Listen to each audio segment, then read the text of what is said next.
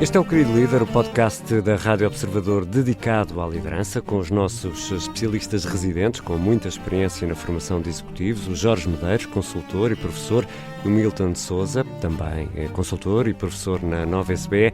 Esta semana vamos falar de resiliência, uma palavra muito na moda. Mas, como sempre, os nossos episódios abrem com um sim chefe, não chefe, e hoje a figura em destaque é Ursula Burns, que foi a primeira afro-americana a dirigir uma empresa do Fortune 500 quando esteve aos comandos da Xerox. Em português, se for em inglês dos Estados Unidos, será uma coisa qualquer como Xerox. É assim uma coisa estranha. Eu sou o Ricardo Conceição e este é o Querido Líder. Bem-vindos, Jorge Medeiros e Milton Sousa. Ricardo. Olá, Ricardo. Vamos ao nosso primeiro segmento, o sim chefe, não chefe, e esta semana a figura escolhida é a senhora Ursula Burns, ex-CEO da Xerox. Jorge, é um sim chefe ou um não chefe? É um sim chefe por vários motivos. Vou só ressalvar aqui alguns. É também um exemplo de uma ascensão de um bairro, de uma infância carente, de uma mãe solteira, num bairro desfavorecido, em habitação social, mas com uma mãe, e este é um dos temas pelos quais sim chefe, um exemplo de mentoria também, que lhe incutiu uma enorme tenacidade.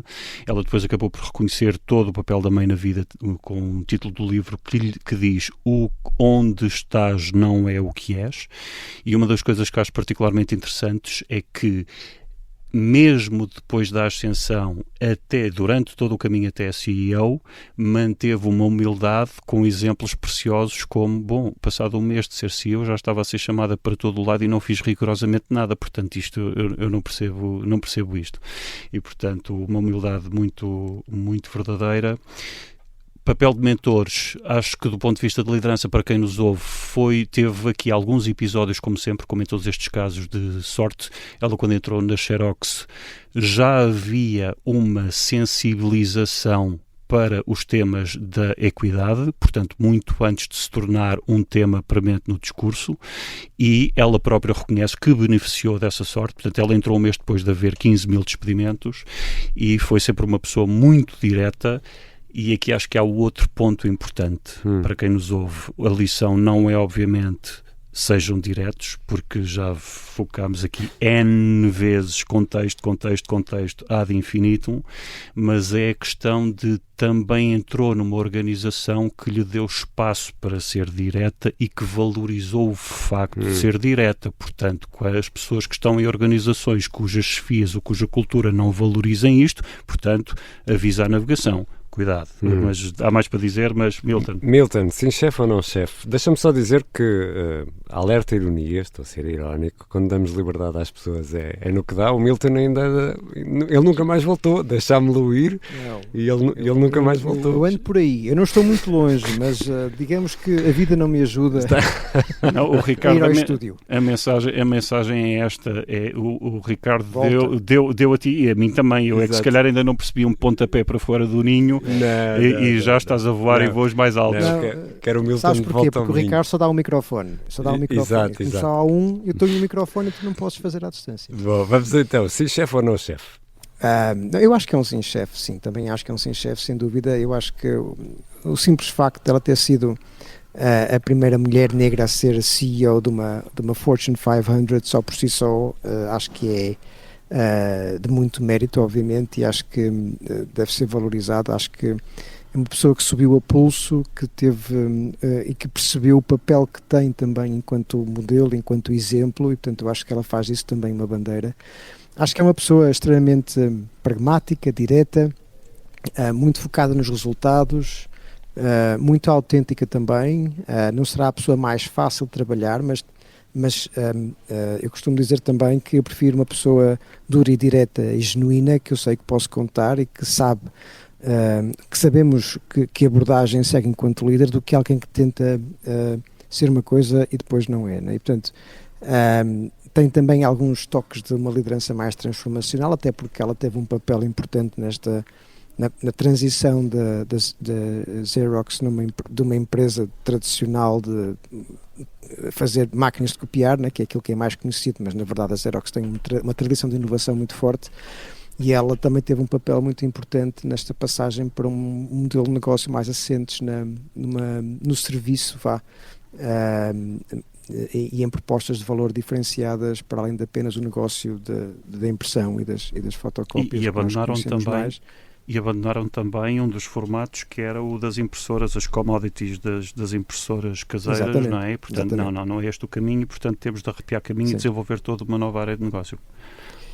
O que também dá nota da coragem que ela teve, até porque muitas vezes a dificuldade que as empresas têm é deixar para trás aquilo que lhes deu sucesso no passado, né? Porque temos esta ligação até emocional muitas vezes com esse sucesso, e ter essa coragem é um ato de liderança e, portanto, a meu ver, todos os níveis um sim chefe, com base naquilo que sabemos, claro. Jorge, eu ia só deixar aqui algumas pérolas muito rápidas. A primeira pérola é da gentileza terminal, ou seja, era tão familiar, tão simpáticos que a certa altura não falavam, iam às reuniões e depois só falavam fora das reuniões. E a Úrsula pergunta, mas porquê é que não disseste isto na reunião? Isto numa fase posterior, porque numa fase muito ainda mais inicial da vida, um dos diretores adotou-a, entre aspas, como assistente pessoal, não é secretário pessoal, é uma pessoa, basicamente é uma mentoria, e começou a trazê-la para reuniões, e portanto a certa altura há uma reunião do CEO, em que ela está, mas não está sentada à mesa, está a assistir, e o CEO disse, temos de deixar de recrutar. Disse isto uma vez, disse isto outra vez, e ia recrutando, e a certa altura a Ursula Burns perguntou em público, então, mas o senhor está sempre a dizer que temos de deixar de recrutar e continuar a recrutar. Isto, numa organização mais tradicional, digamos, se calhar não seria o melhor cartão de visita. O que é que aconteceu que é curioso? Chamou-a à parte e roubou-a do anterior mentor, porque eu quero uma pessoa destas ao meu lado. E a última nota, muito, muito rápida, acho que é importante também, ela diz isto numa das entrevistas, a certa altura pensou desistir, e o board disse-lhe, não, mas nós precisamos de ti, porque se tu saísses agora, poderia ser um sinal de que a empresa não tem salvação possível. E ela diz assim, eu fui surpresa por ter percebido o quanto eles me valorizam. E a nota é esta, quantas vezes é que os líderes tarde demais dizem às pessoas e reconhecem que elas são importantes. Está feita a análise desta semana, Ursula Burns leva um sim chefe. Agora vamos ao tema central desta semana. E o tema central desta semana é a resiliência, aquela palavra que agora parece já não se aguenta, não é? Obrigatória em todos os discursos. Não há discurso ou comunicação que não use a palavra resiliência. No futebol também há resiliência. Milton, resiliência é a forma polida de dizer aguenta e não te queixes? Não te queixes, não direi, mas se calhar o não aguenta é um bocadinho isso, né? A capacidade de nós aguentarmos a adversidade e mantermos o curso apesar da adversidade implica um certo esforço, obviamente, e sacrifício. Portanto, eu acho que falar de resiliência sem sacrifício não é possível, diria eu, não é? Mas, portanto, digamos que em inglês nós costumamos falar também, no meio mais académico, de falar do conceito de grit, né? Esta capacidade de persistir e manter perseverança de esforço apesar dos obstáculos, falhanços e outras coisas que possam acontecer. E há também um outro aspecto importante, que é uma consistência em termos daquilo que são os interesses de longo prazo e esta clareza de direção de longo prazo e nos objetivos que queremos ter.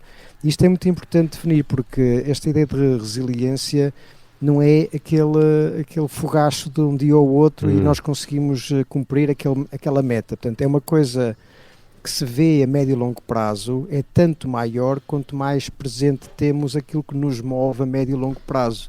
E é isso que depois nos faz persistir perante as vicissitudes de curto prazo. E, portanto, isto é muito importante salientar. Também não tem nada a ver com teimosia, ok? E, aliás, talvez possamos falar daqui a pouco sobre isso. Há um risco também neste conceito de resiliência, que nós levarmos a nós próprios a um extremo que acabamos por nos prejudicar a nós próprios. E, portanto, resiliência sem sabedoria e sem prudência leva ao desgaste absoluto dos líderes e dos seguidores com ele. E, portanto, estas são algumas notas importantes. clareza de direção, sentido de propósito para o futuro, que permita ultrapassar as vicissitudes de curto prazo e muita prudência e sabedoria para conseguir gerir e não cair em excessos que depois nos prejudicam imenso, não é? E, portanto, há alguns estudos sobre isto, inclusive um dos mais conhecidos nesta área, o Arménio Rego, que é um colega nosso também, com quem fazemos alguns trabalhos de investigação, e ele publica muito nesta área, e este é um fator essencial, a prudência do líder para que cuide bem do seu bem-estar. Jorge. Bom, antes de mais, usurparam a palavra resiliência, o discurso político e os gabinetes de comunicação, e estou a ser simplista porque isto tem mais de 200 anos e vem da mecânica dos materiais. Não é resistência, a resistência, os materiais... A palavra vem do latim. A palavra vem do latim mais do século XVII, andaste a fazer os trabalhos de casa. Claro. Sim, senhor. Como sempre, não estamos surpreendidos. Qual é a diferença? E há aqui duas distinções importantes. A primeira, penso eu, é a diferença entre resiliência e resistência. Podemos resistir à mudança, ou um material pode resistir, mas tem sempre um ponto de ruptura, ou seja, não consegue absorver tanta energia e rompe, de forma ou rompe. A resiliência é diferente, do ponto de vista de mecânica dos materiais, é absorver a energia do impacto, e aqui podemos fazer a tradução para pressão, emoção, etc., a nível mais pessoal, absorver e voltar ao estádio inicial. Esta é a primeira distinção. Voltar à mesma forma. À mesma forma, mas não é isso que queremos. Então já não estamos a falar nem de resistência nem de resiliência, estamos a falar de outro conceito. Uma nova forma já adaptada que aprenda as lições, é isso? E qual é o nome que se dá, Ricardo? Não sei. Tem aqui o nome. Aqui os especialistas, és tu e o Milton. Isto vem da psicologia, o conceito em si não é novo. Precisas ajuda, Ricardo. Senhor, é a última vez que ficas fora. Não precisas nada, já disseste o conceito todo, está feito, agora é só pôr o nome, chama-se crescimento pós-traumático. Nós falamos em stress pós-traumático, quando a pessoa fica presa naquele loop tipo dia da marmota, não é? Mas pela negativa, e o crescimento pós-traumático é quando nós saímos mais fortes por termos superado as solicitações. Duas notas importantes, eu ia aqui voltar ao grit que o Milton mencionou. Isto é um cavalo de batalha da Angela Duckworth, que está na Universidade da Pensilvânia. É um conceito importante e interessante, mas está fortissimamente correlacionado com a conscienciosidade. Portanto, até que ponto é que vale a pena dar uma palavra diferente a um conceito que está englobado. Claro que a conscienciosidade tem várias notas. E, portanto, quando falamos de resiliência ou de crescimento pós-traumático, não sabemos quem vai superar, não dá para fazer estudos experimentais, não dá. Portanto, há pessoas que não conseguem ficar melhores e ficam presas ao contrário dos materiais e ficam presas no stress pós-traumático e, portanto, aquela máxima do Nietzsche de o que não nos mata torna-nos mais forte, obviamente não é absolutamente verdadeira, porque pode não nos matar e deixar-nos traumatizados e stress pós-traumático. E terminava aqui muito rapidamente. As duas grandes figuras do crescimento pós-traumático são Tedeschi e Calhoun, e eles quase há 40 anos identificaram aqui 5 fatores. Atenção, não estamos a falar de ciência porque não conseguimos estabelecer causa e efeito, mas a mudança como nos relacionamos com os outros, portanto até ponto é que o episódio traumático ajuda ou fomenta que nos relacionemos de outra forma com os outros, o reconhecimento de novas oportunidades, prioridades e caminhos futuros para a vida. O Milton falou há pouco de uma muito importante, que é na resiliência ter muito claro o caminho, e uma maior apreciação pelo valor da vida do próprio e dos outros. Terceiro, quarto, reconhecimento das nossas forças, porque às vezes nós somos sugados para o buraco, a nossa equipa é sugada para o buraco e nós não fazemos esse trabalho de ver tudo o que está bem feito. E finalmente, uma dimensão mais espiritual, nós já abordámos isto no episódio anterior, que é qual é o significado para além de mim próprio. Quando falamos em espiritual, não necessariamente de religião, mas o que é que eu estou a servir que é maior do que mim próprio. Jorge e Milton, vou fazer-vos uma proposta. Vamos fazer um segundo episódio sobre resiliência já na próxima semana, porque este foi todo aqui um bocadinho a correr. Comprado. E eu acho que há aqui muitos pontos para voltar. Sim. E é a falar de resiliência que fechamos este primeiro episódio da semana do Querido Líder. Na quinta-feira vamos publicar a conversa com o convidado desta semana. O nosso convidado é Marco Tairum, CEO da KW em Portugal, e aqui fica um aperitivo da conversa. Eu, quando estava na Sonai, quando passei na área comercial, tinha 30 anos na altura e tive um burnout. Por isso, pior momento da minha carreira, burnout. E por uma razão acho que ninguém em contexto profissional deve estar exposto às circunstâncias que o levem lá.